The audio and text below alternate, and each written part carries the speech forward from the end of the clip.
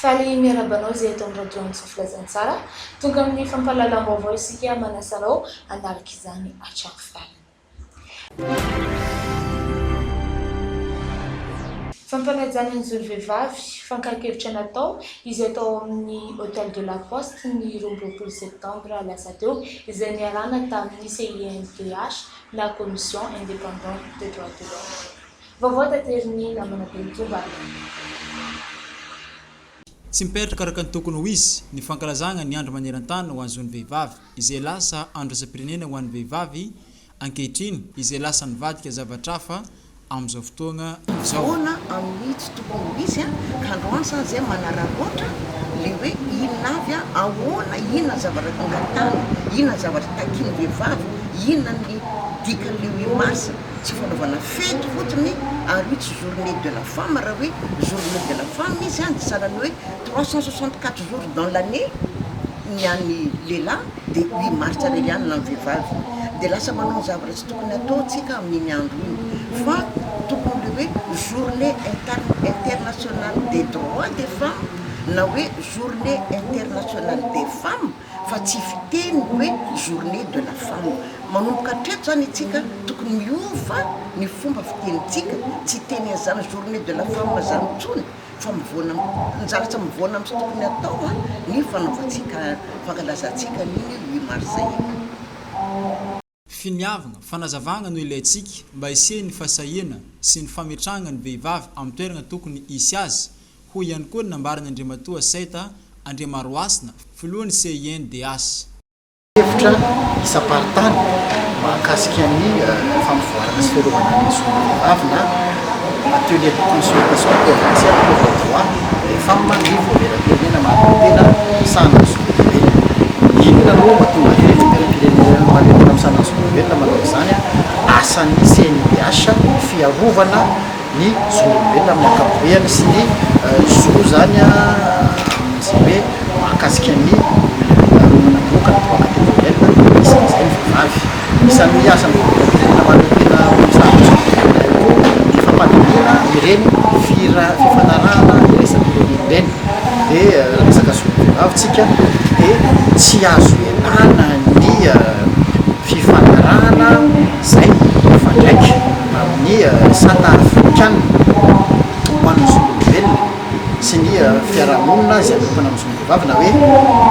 protocole à la charte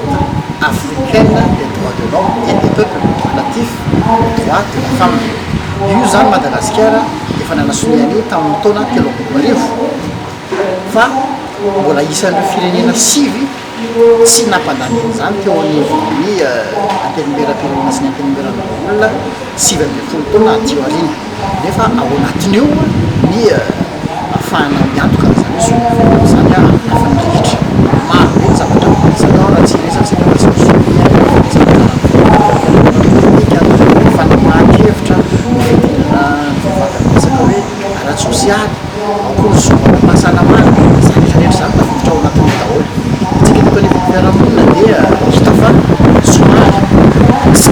nahatsapana zay hoe hiarany fahilikilian'ireo vehivavy eo zao tsika nanao présentation samy manolotra ny tenana ny tsirairay dia ny lehilahy na manambady na tsy manambady dia hoe Andriamatoa monsieur fa ny vehivavy avahana hoe ramatoa kely inona koa zany raha natao hoe ramose kely zany ny lehilahy rehefa tsy manambady misy zavatra ohatran'izany ary misy zavatra mbola ataontsika hoe lasa lavitra noho izany tsy voajery ka manao fakakevitra tena misahana velona eto daholo misehatra rehetra eo ny fidy eo ny olo-mpanjakana eo ny firaisamonim-pirenena amoaka hoe inona ny zavatra tsy tanteraka inona ny zavatra amafisina ary inona ny lalana tokony izorana raha ohatritsika ka hoe ampandany ao anivon'ny antenimieram-pirenena sy ny antenimieran'olona an'ity fifanarahana amin'ny resaka fampiroboroana zorovehivavy ity dia ny fakakevitra zay moketo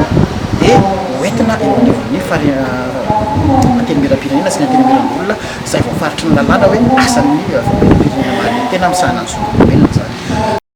Manoloana izany rehetra izany dia nahitana fiakarana be ny atontanissan'ireo vehivavy latsaky ny valamin'ny folo taona izay arany herisetra eto Madagasikara ankehitriny ho ihany nambaran'ireo avy amin'ny CNDH. Manoloana izany dia manentana ireo vehivavy ny vipany antsiranana mba hijoro amin'izany izy ireo. Miady ny zotsika rehefa mivory fa rehefa sur le terrain atsika dia mbola matahotra atsika, mbola misy fotoana zegny atsika semsemegny, misy fotoana atsika tsy mignahaja, misy fotoana atsika mbola diadiavina araka fomba fitenitsika ty. Nefa rehefa manao atrikasy ohatran'izao atsika tena vonona, ary zo tsy eto Madagasikara ihany fa na pays afrikana na pays hafa dia mbola misy ny fatahorana amin'ny fandraisana andraikitra. Ka amiko manokana izao fitakentsika ny zotsika zay ataontsika lara-pamegna dia fotoanany zao ry ravaviko tsy aby zay to nga eto sorotegnany maro avy amin'ny région anakiroa Sava sy Diana. Fotoanany ny isehoatsika,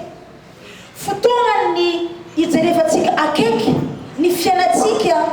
isatsokajy amin'ny mpiarabelogno amin'ny fokotany na commune na district misy atsika tsaraikaraika. Fotoanany isehoatsika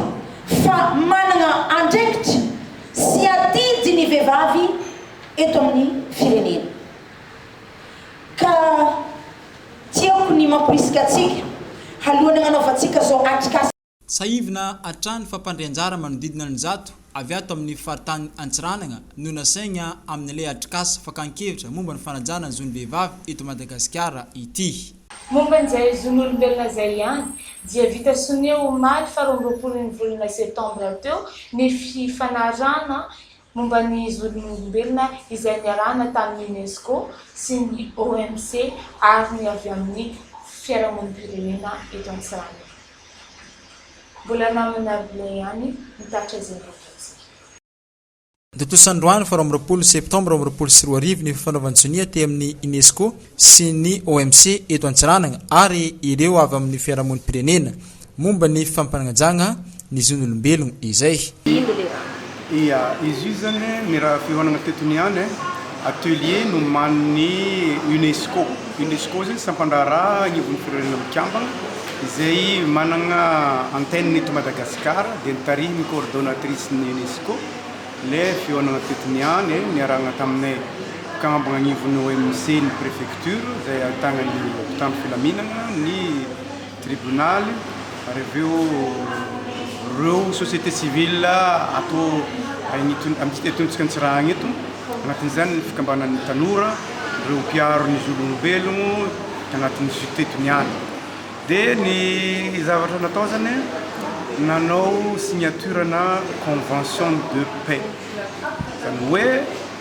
raha miteny hoe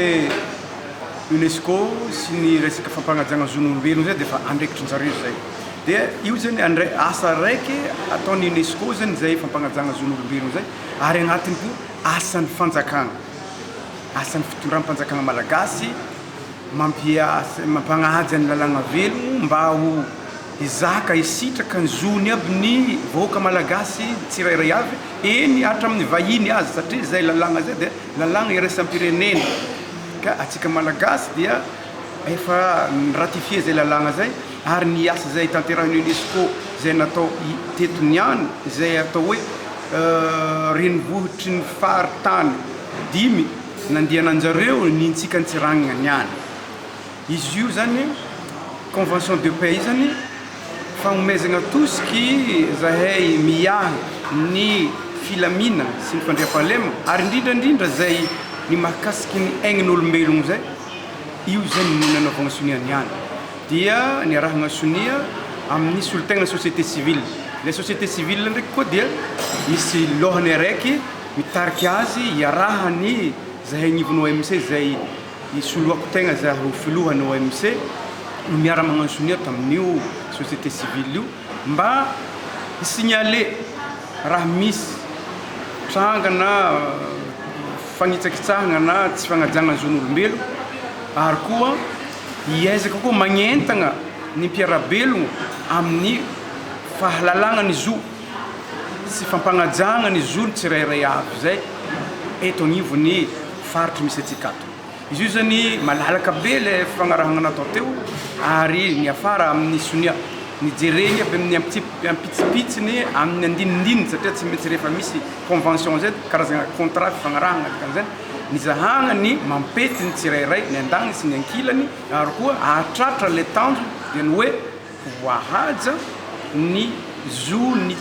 isam-batan'olo ato agnatiny amintsika ato. Ary izay rehetrarehetra zay dia mifandraiky amin'ny asanay agnivony OMC zay natao hitandro ny filamina, hitandro ny fandriam-pahalemagna agnivony fiarahamonigny. Fa ny tegna voalaza agnatin'ity fifagnarahana ty dia ny vatagnolombelo amin'ny maha olom-pirenena na teratany malagasy izy na vahiny satria ny firenena rehetra dia mandala le zon'olombelogno zay droit de l'homme. Ny lafin'ny fandriam-pahalemana indray anisany miteraka olona maro samihafa ny tsy fampiany fanabeazana feno izay toko azon'ny tanora. Ary atsika ny fanadiadiana tanteriny namana be mitombo ary. Nisan'ny niteraka tsy fanempalemagna teto Antsiranana ny fisian'ny Foros ny taonga 2024 Ratsahivigny ny tantara. Izany rehetra izany dia vokatry ny fifoan'ny tanora Jamala izay niteraka olagna maro teto amintsika. Nandritra ny fidinagna nataon'ireo tanora avy ao amin'ny Obsmada dia fantatra fa tsy ampy fagnabeazana amin'ireny ny toerana fagnabeazana toy ny agny Joffreville sy ny toerana fitezagna zaza tsy ampy taogna ao amin'ny Fonjabeny Antsiranana. Raha ohatra hoe tamin'ny 2009 tany zegny antsika ny karazana historique zegny hoe nisy le phénomène Foros igny dia izy igny zegny hitantsika karakory tsara le impact na agny amin'ny au niveau social na économie. Antsika zegny hita fa Diego ville touristique dia ohatra koa tany tsy mandry fahalemagna zegny misy fiantraikany ratra amin'ny tsy fahavian'ny touriste amintsika eto. Dia tsy ho koa zegny le Trebeky efa malaza amin'izao le ro magnano piqûre intraveineuse le resaka rongony ty efa mirongitra dia mirongitra fa tsy ho koa zegny le araka le signalement azo avy tamin'ny tanora sasany hoe agnivon'ny fokotany agny karaha ataony Lazare Sud zao io le tanora mifokarongony dia lasa mahavita zavatra izay tsy mifagnaraka amin'izay hoe le tandrona iresantsika le tsy fandriam-pahalemagna zegny. Ke zegny agnisany araiky ny safidianay olo hevitra momba ny tsy fandriam-pahalemagna ateraka ny fifohany tanora Jamala. Ke tsy ho amin'izegny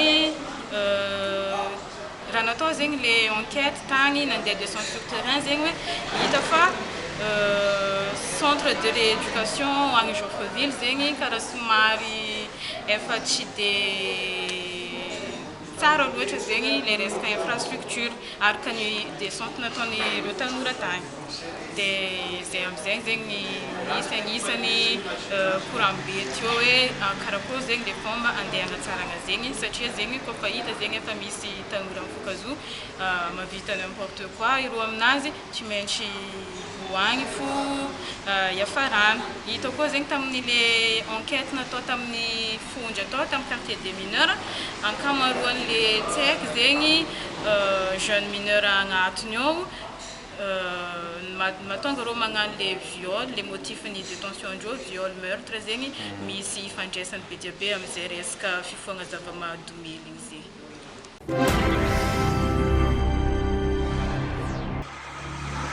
Izay indray ny mamarina ny fampahalalam-baovavontsika isorana nanaraka zanatry farany ary aza miala amin'ny radio Antsy filazantsara ka manao veloma ho amin'ny malaky veloma.